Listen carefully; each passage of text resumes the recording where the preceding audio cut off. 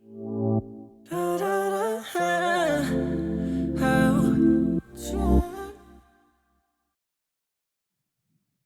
everyone, and thanks for joining us. My name's Grace. My name's Eden.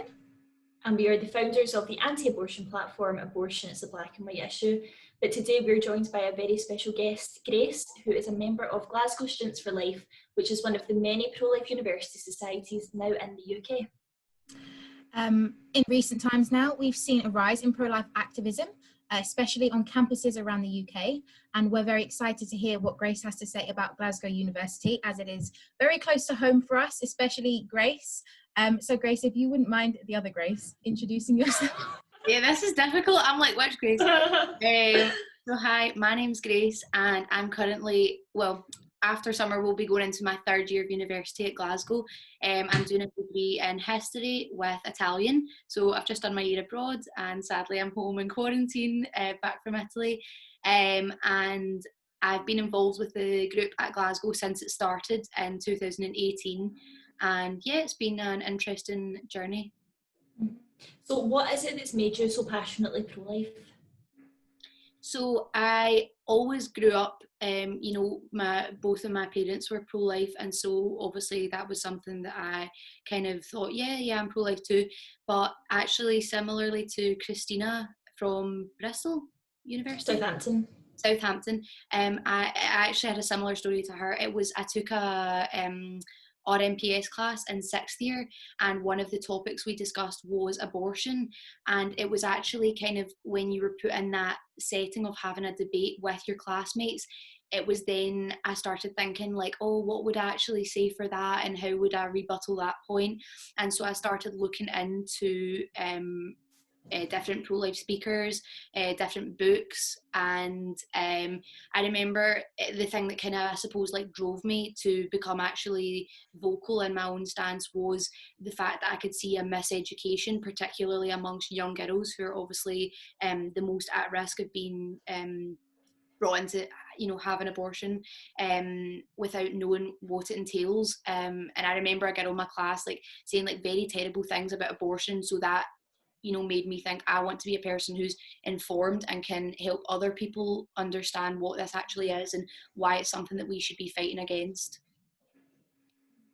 Wow, that's really cool. It's interesting how many people have actually got into this discussion from school. So are you able to tell us a bit about your society? When was it affiliated? What are its main aims? And what sort of events and activities you guys promote? Yep, so at the start there was a pro-life group that was formed at uni, but it was one of those kind of like spur of the moment society put together, so it didn't actually really last because of a few different things. So it was me and another boy, Joe, who actually started the society together, and called it Glasgow Students for Life. And as soon as we set up the society, it was like everyone on Facebook being like, this is shocking, this is terrible, and the uni obviously kind of caught wind of all that, and we were told that we weren't going to be able to affiliate at the university because it didn't align with their views. And obviously that would be fair enough if the university had no stance whatsoever on abortion, because that's what they'd said that they don't want that as a topic of discussion on campus. But when we looked into it, there was already 3 other groups at university that were pro-abortion, and so we then kind of raised the argument, well, surely you should be given a voice to both sides of the argument. And so that's when we actually looked in and took legal action against the university for not allowing us to affiliate. And that was like a complete success, because pretty much when we showed the lawyer what had happened, he was like straight away like, yeah, that's not right. And the interesting thing is, at Glasgow University, if you want to become a society, you need to sign part of the Equality 2010 Act, which basically says that you won't discriminate against people for having for their religion, their sex, anything. And one of the things is a protected belief, and actually being pro-life falls under that. So it was kind of ironic in a way that the actual law that Glasgow Uni asked us to sign was the law that they used against us to stop us from affiliating. So yeah, it was great once we finally were able to be a group on society, because obviously being affiliated means you have access to money, which we wanted so that we could like help volunteer at different organisations and get like a PVG so we could work with vulnerable groups, etc. So really it was just a case of being equal to any other student. And since we have been affiliated, it's been brilliant. We've had rotas helping out with, as I said, pro-life organisations here in Glasgow. And also we've been able to have speakers in, and it's really great. You know, we've had people coming in talking about abortion, post-abortive care, end of life issues, and we even managed to get some members of the pro-euthanasia society to come along, so it's going pretty well. So obviously, like, our next question, you kind of just touched on it, but like obviously universities are kind of meant to be places where free speech is protected and encouraged and ideas are discussed, but a lot of the other pro-life societies we've been speaking to have all reported in some way or another that they're experiencing censorship, or they have had. Do you think that Glasgow Students for Life has ever experienced any sort of censorship or unfair treatment compared to the other societies? Yeah, well, as you're saying, like I touched on it there, just about obviously the initial process, and to be honest, going more into it, it's not even a kind of like, sometimes in society you're not allowed to do something and you can understand because you can see the rules lined out and you can say, okay, I'm not fitting into that, and there is a justification. But in our situation, we were not doing anything wrong, and it was a clear bias from the university's standpoint. And even just the way that you were treated, I mean, I remember there was one day that we went, because basically when we filed the initial complaint, they weren't even responding to our emails, just things like that, which is very unprofessional. And so we had to go to the office, and you know, when we, you know, treating us totally nice, normal, and as soon as we said, yeah, we're here from Glasgow Students for Life, like the demeanour changed. And the woman, you know, Kate, she said, yeah, I'll go chase that up for you, and she just came back and said, sorry, like all the people you're looking for are out of hours right now. And we said, oh, could we have their office hours? And she said, no, sorry, you can't. And it was just, you know, like a deliberate thing of just like, we are not going to help you in any way, and we're going to make every point of this journey difficult for you, which was really disappointing to see from the university. And like you said, at university, it's the perfect chance to debate with people and talk about differences in opinions and try and form maybe a kind of middle ground between two viewpoints. So that was something that was difficult. But to be honest, since we've actually become an affiliated group, we've not had too much trouble with censorship. We'll still have articles written about the group that are completely made up, and obviously can kind of tarnish the name of a group, but we've made an effort to kind of reach out to those journalists. And I think that's something, if people are watching this thinking, I want to start a society or they're pro-life or whatever, I think the important thing is you need to be able to recognise when someone's doing something that's unfair to you and pushing back against it, because that's how the tides are turning. And that's why there is an increase in groups, pro-life groups at universities, because I think that students have reached the point where they know their rights and they know what they're entitled to, and they're saying, no, I'm not going to sit back and let you push against me till I'm quiet, because that's what we've done for years. You know, and I think that all the groups are a testament to people saying, no, I've had enough and I'm going to push to get my own way, which I think is great. Absolutely. That's exactly what Grace and I always say, you know, no more second-class students. It's time to put our foot down, even though we're not students. But you know what I mean. So obviously pro-lifers can come under a lot of fire for publicly expressing their views. One of the most common accusations is that we're denying women their right to basic bodily autonomy. So Grace, how would you respond to that? So actually I remember having an interesting discussion with a girl about this, and so she said, well, you know, if it's in the woman's body, then that's her choice. Like she should be allowed to do what she wants with that. It's her bodily autonomy. And I said to her, like, if I am sitting in a car, am I a car? And it sounds stupid, but she was like, well, no, of course you're not a car. And I was like, yeah, we're distinct entities, we're different things, and so is a baby and the mother. And of course it's in her body, but it is a distinct whole living human being. You know, it has its own DNA, its own heartbeat, its own brain. And I think to pretend to people that we don't understand basic biology isn't fair to anyone, and it's not doing people a service by lying. and saying that, yeah, it's just a part of the woman's body, or using language like it's a parasite, it's a clump of cells.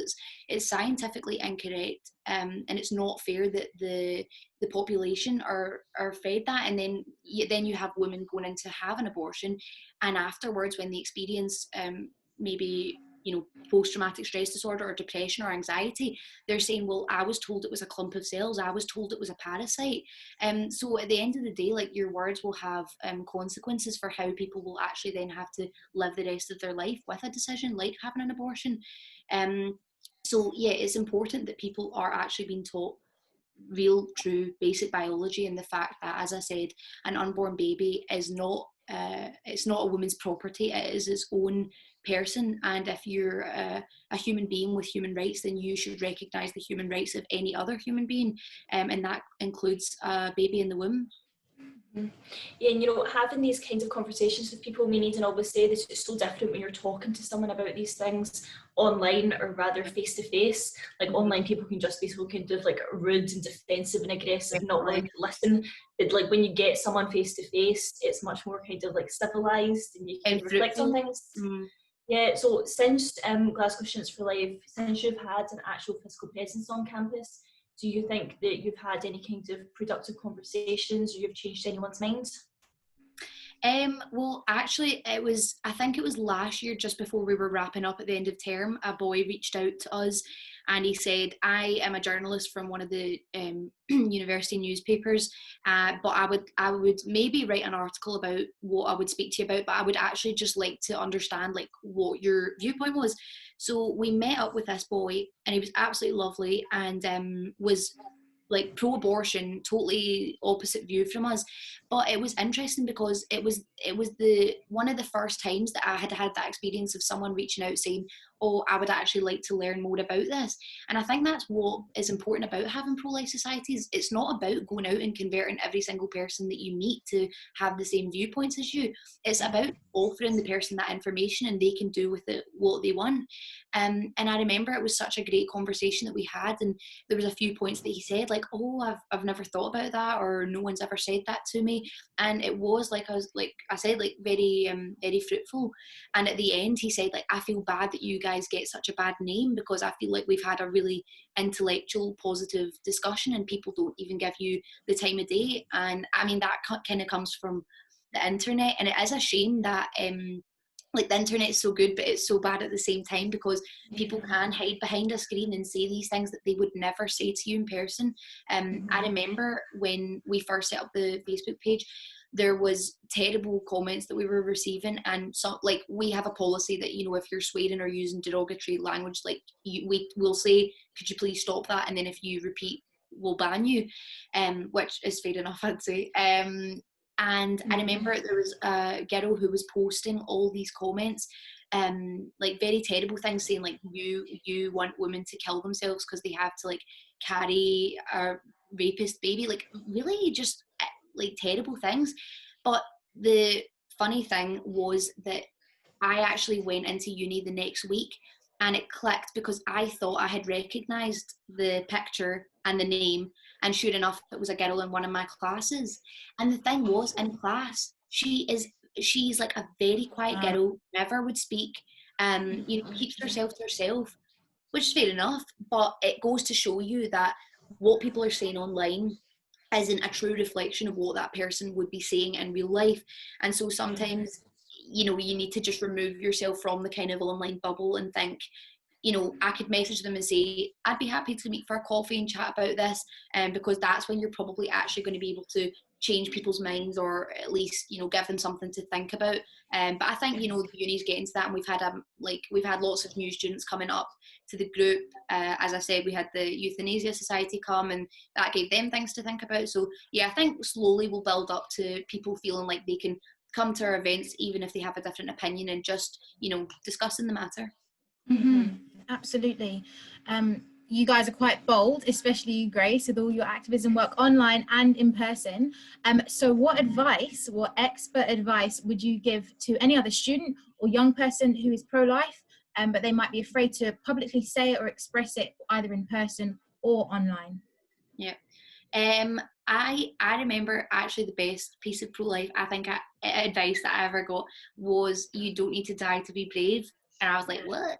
But it just kind of means like, do what you can, and that's good enough, because like everyone has different gifts and talents, and we're not all going to be able to run a website, you know, Black and White Issue, and, you know, put our opinions out there. We're not all going to be able to start a pro-life society at university, but you, like, someone might be like very gifted at writing, and it could be the thing that they could get into journalism and, you know, be publishing articles about pro-life groups, or somebody could be into photography and they could, you know, look into asking pro-life groups if they could come along to events and photograph. You know, it's about thinking, okay, what am I good at and how can that serve the movement, rather than thinking that there's just this one like list of things that you can do and those are the only productive things. Because there's been times that I've been asked to do something, or I've been involved in something, and I've been like so scared about it at the start, and I think that people can forget, or can, from an outside point of view, can think like, whoa, that's so bold. And I'm like, I was shaking like a leaf before that happened. You know, like, it's natural to be nervous and to be scared. And I think as you get older, you're able to kind of release yourself from the sort of, I remember when I was in high school, I would have never ever posted something pro-life, because I just had that kind of thing of like, oh, my friends are going to kind of say this and say that. Even though they knew I was pro-life, I still did have that anxiety. But now it's like I kind of have a more of a detachment. I'd say there's still sometimes I would get annoyed or get upset, but you can kind of detach yourself so that you can feel confident to post something online or to have a conversation with a friend. But yeah, my advice, you don't have to die to be brave. Okay, Eden, do you want to ask your last awkward question, because it is yours? Yes, thank you. Grace, who's your pro-life hero? And if you don't say me and Grace, you're getting kicked off the Zoom. I'm joking. Oh, that's cool. Obviously, I think it's great having young women who are outspoken and pro-life, because I think that people love to have a kind of stereotypical argument of like, oh, it's just like middle-aged white men. Mm-hmm. You're like, no, it's not. I feel like, oh my gosh, I've literally got so many people that I'm like, they're so great. I think that David Daleiden, I think, is he's my current pro-life hero, because he's just someone who's kind of, he's up against, like, it's like a David and Goliath, and he's just thinking like, I don't care what the consequences of this are, like, I'm going to stand up for the right thing. And like, me studying history, that's something I always love seeing. When you look through history, like, there was these terrible periods and you had those people who just stood up and were like, no, I'm not going along with that. And you're like, oh my gosh, like, it's so brave, it's so amazing. You know, and you hope that 50 years people will look back and be like, yeah, like Grace and Eden, like, wow, like that was great, you know, and just being able to be someone that's kind of willing to, you know, put up with the consequences of being pro-life in a very pro-abortion society. Mm-hmm. See, David Daleiden, I just think, I can't imagine it. See, when he went into those clinics with like the cameras and you see the undercover footage and like some of them, like, they take out the body parts and stuff and you're looking through it, I just kind of wonder, how did he stay calm, or just like not even flinch? I know. I don't know how he done it. I also like have like a nervous laugh. I'm just like, how did he, like, not that you would go into that situation and laugh but wait, like, I would just, my face would be red, I would be like shaking. He was brave. Yeah, he done amazing. He really did. I know, the poor guy's facing all these charges and prison time. It's bizarre. Yeah. And he's so young. I know. I actually met him in Washington DC. I was like, it was typical like pro-life stuff. I was like acting as if he was like Brad Pitt. I was like, I know. I remember I watched you pure fangirl over him. Yeah, I know. Honestly, you can't help it. You're like, oh. It's the same with Stephanie Gray, another pro-life hero. When I meet her, like, even though like she came to my house one time, but like I still, like, when I meet her, I'm like, can I have an autograph? Yeah. Yeah. I know. Okay, is that a wrap? I think that's a wrap. Yeah, okay, so Grace, you're doing amazing work, and thank you so much for that, and thank you for coming on and answering our questions. That was really good. And thank you everyone who tuned in to watch. Thank you, guys. Be sure to check out the Glasgow Students for Life Facebook page. Take care, guys. Thank you. Bye. Bye.